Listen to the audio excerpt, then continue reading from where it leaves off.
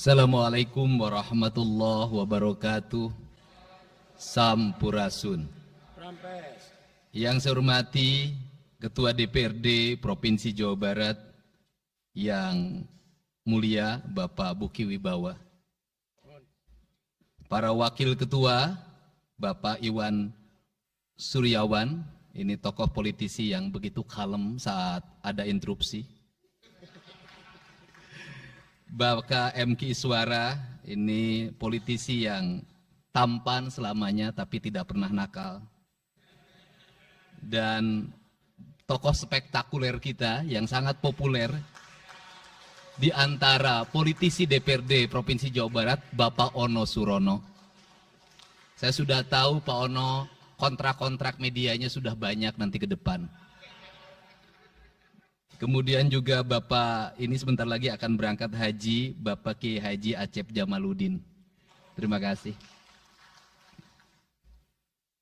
Seluruh anggota DPRD Provinsi Jawa Barat, para ketua praksi, para ketua komisi, dan saya mengucapkan terima kasih atas berbagai otokritik yang dilakukan, baik secara langsung maupun lewat media, baik media massa maupun media elektronik. Dan itu menunjukkan bahwa di Provinsi Jawa Barat ada terjadi dinamika politik yang luar biasa. Semua orang memiliki concern pada hal yang menjadi tujuan kita, mewujudkan Jawa Barat istimewa dengan berbagai cara. Tugas DPR adalah bicara, itulah tugas DPR. Jadi kalau tidak bicara, mungkin DPRD dianggap tidak ada. Saya ucapkan terima kasih atas otokritiknya.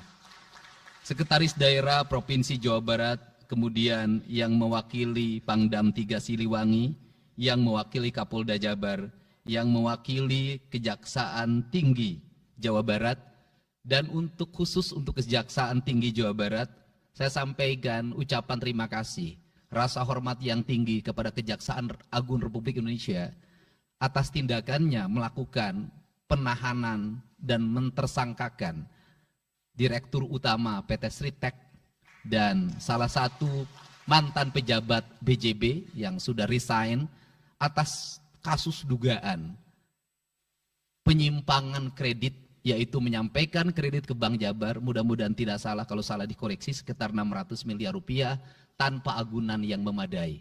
Dan ini langkah taktis, dan pemerintah Provinsi Jawa Barat melalui RUPS-nya sudah melakukan koreksi dan perubahan secara total sehingga peristiwa ini tidak akan mempengaruhi kinerja BJB. Saya ucapkan terima kasih. Dan semoga peristiwa ini tidak terjadi lagi di masa yang akan datang. Kemudian yang hormati para staf ahli, para asisten, para kepala perangkat daerah Provinsi Jawa Barat.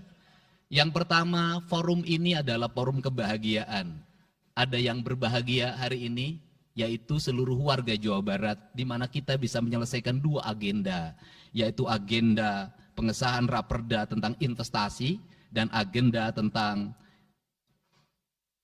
pengesahan hasil dari LKPJ. Seluruh rakyat Jawa Barat bergembira karena rencana kita dalam melaksanakan pembangunan akan berjalan dengan cepat. Tetapi barangkali para media sangat kecewa. Karena hari ini tidak kejutan-kejutan lagi sehingga viewernya mungkin agak menurun hari ini. Tetapi kita harus berkorban demi kepentingan rakyat Jawa Barat. Kita kesampingkan viewer, kita kesampingkan komen, kita utamakan kepentingan rakyat Jawa Barat. Sebenarnya konsep pidatonya sudah ada, tetapi saya mencoba menyatukannya. Yang pertama adalah bahwa kita bicara tadi tentang berbagai rekomendasi. Dan rekomendasi itu juga termasuk di dalamnya disahkannya Raperda tentang investasi yang sebentar lagi menjadi perda. Apa sih yang menjadi rekomendasi? Rekomendasi pertama adalah angka kemiskinan yang masih tinggi di Jawa Barat.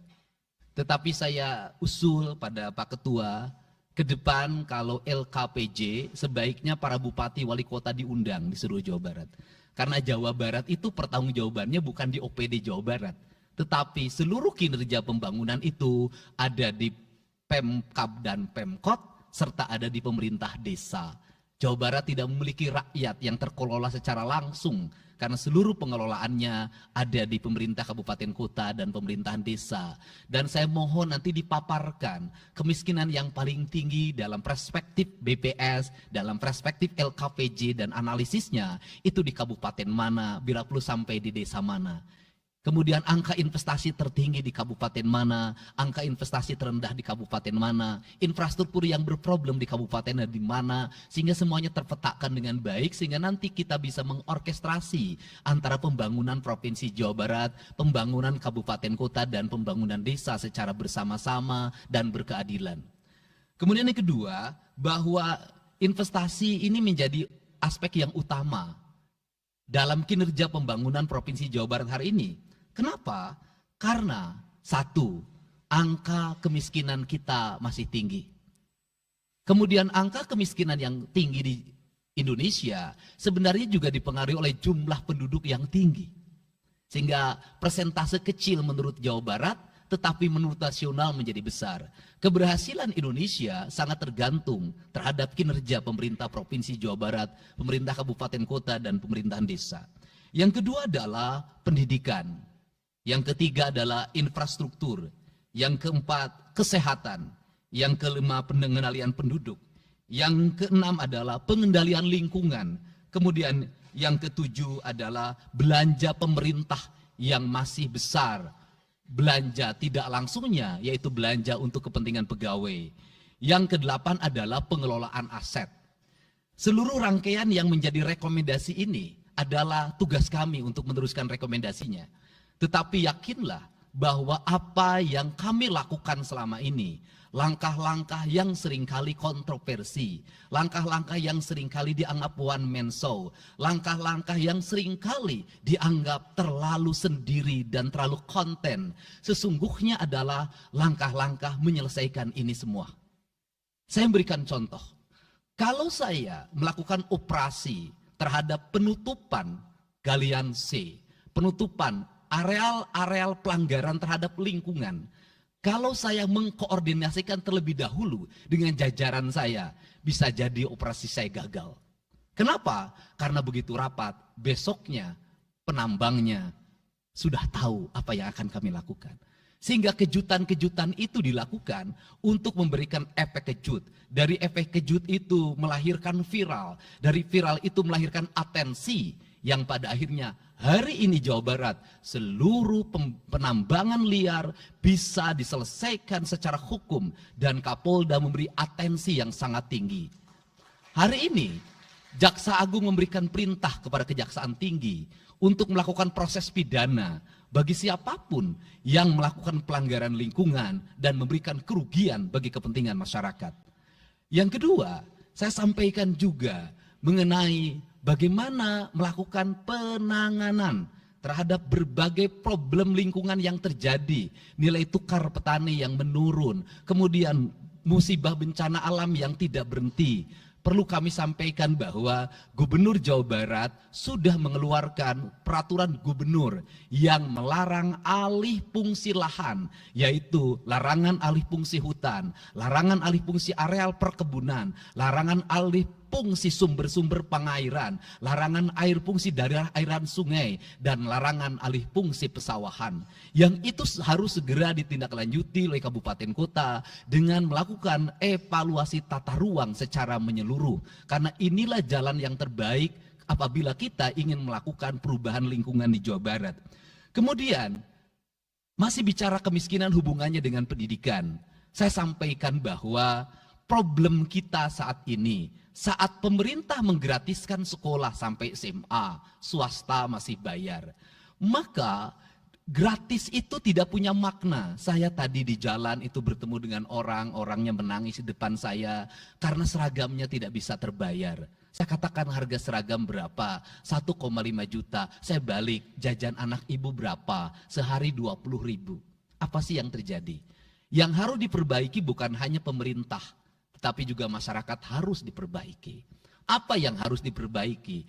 Ke sekolahnya harus selalu gratis, tapi biaya konsumsi anaknya selalu diikuti. Apa artinya gratis? kalau bekal ke sekolah 50.000 per hari. Negara mengeluarkan biaya, tapi orang tua mengeluarkan biaya. Maka kami sudah mengeluarkan surat edaran. Yang surat edaran itu sesungguhnya sebagai upaya sistematik dan menyeluruh sampai tingkat pendidikan dasar, walaupun itu bukan kewenangan gubernur. Tetapi dari sisi surat edaran gubernur bisa dijadikan landasan bagi para bupati dan wali kota membuat surat edaran yang sama. Apa sesungguhnya yang menjadi alam pikiran saya? Alam pikiran saya, kemiskinan terjadi bukan hanya pada persoalan menurunnya pendapatan, tetapi kemiskinan terjadi yang paling besar adalah karena meningkatnya biaya hidup. Biaya hidup yang tinggi misalnya di sekolah, biaya studi tour, biaya perpisahan, biaya outing kelas, dan berbagai biaya wisudaan, itu adalah biaya yang tinggi dalam pendidikan. Untuk itu, apa yang dilakukan oleh orang tua ketika membelanjakan untuk kepentingan itu? Mereka pinjam bank emok, mereka pinjam bank keliling, mereka pinjam bank pinjol, mereka pinjam NBK, dan mereka pinjam bank Pancasila. Menghentikan ini sesungguhnya, saya lagi menghentikan mereka tradisi meminjam uang dalam keadaan terdesak pada para rentenir. Dan ini strategi untuk menurunkan kemiskinan. Kemudian yang berikutnya adalah perhatian ketika rakyat sakit. Maka pemerintah harus cepat hadir menangani. Kenapa? Karena orang bisa jatuh miskin ke dalam jurang yang lebih dalam. Manakala dia sakit tidak ada yang mengobati, BPJS-nya tidak mampu mengcover, biaya untuk ngontrak selama dirawat di Hasan Sadikin tidak punya, biaya untuk makan untuk keseharian tidak ada, sedangkan tulang punggungnya berhenti karena sakit. Ini juga menyebabkan kemiskinan. Kemudian yang berikutnya, kemiskinan terjadi karena rusaknya sumber daya alam, air yang hilang, sumber penghidupan yang hilang, sumber energi yang hilang, sumber protein yang hilang, sumber kalori yang hilang di lingkungan berupa kerusakan lingkungan, itu akan melahirkan kemiskinan. Maka alam yang tertata sesungguhnya adalah bagian dari upaya untuk menjaga kemiskinan. Kemudian yang berikutnya adalah belanja infrastruktur yang harus meningkat, dan itu di belanja sekarang kita sudah melihat. Itu adalah bagian dari menyelesaikan problem kemiskinan. Konektivitas infrastruktur sangat penting dalam menumbuhkan ekonomi, tetapi di balik itu kebudayaan rakyat tidak boleh berubah. Kenapa? Infrastruktur baik bisa jadi tanahnya dijual karena mahal, pada akhirnya menjadi miskin kembali. Infrastruktur harus seiring dan sejalan dengan kerangka berpikir publik yang mengerti akan hak atas tanah. Kemudian yang berikutnya adalah pengendalian penduduk. Booming penduduk di Jawa Barat relatif besar. Untuk itu harus dibuat berbagai upaya untuk menyelesaikan problem kependudukan. Saya berkali-kali bercerita bagaimana di Majalengka saya bertemu dengan sebuah keluarga yang tinggal di kontrakan, yang ayah dan ibunya tidur ketika jam 11 siang dan anak-anaknya berjualan di alun-alun. Jumlah anaknya 11, dan ketika saya berkunjung ke tempat kontrakannya sudah hamil lagi yang ke-12. Ini problem. Dan itu saya kemudian di Cirebon, saya berkunjung pada sebuah rumah yang listriknya baru dinyalakan lewat program Provinsi Jawa Barat. Rumahnya itu ternyata anaknya sudah 4. Padahal dia baru saja menyelesaikan rumah dari pinjaman senilai 25 juta. Dan itu pun belum selesai dan rumahnya 1 kamar. Ketika keluar dari rumah itu saya bertemu dengan seorang bapak yang meminta kepada saya untuk ber-KB. Anaknya sudah 7. Dia tak mau lagi untuk anak yang ke-8. Saya katakan bahwa jumlah anak sangat identik dengan problem kemiskinan.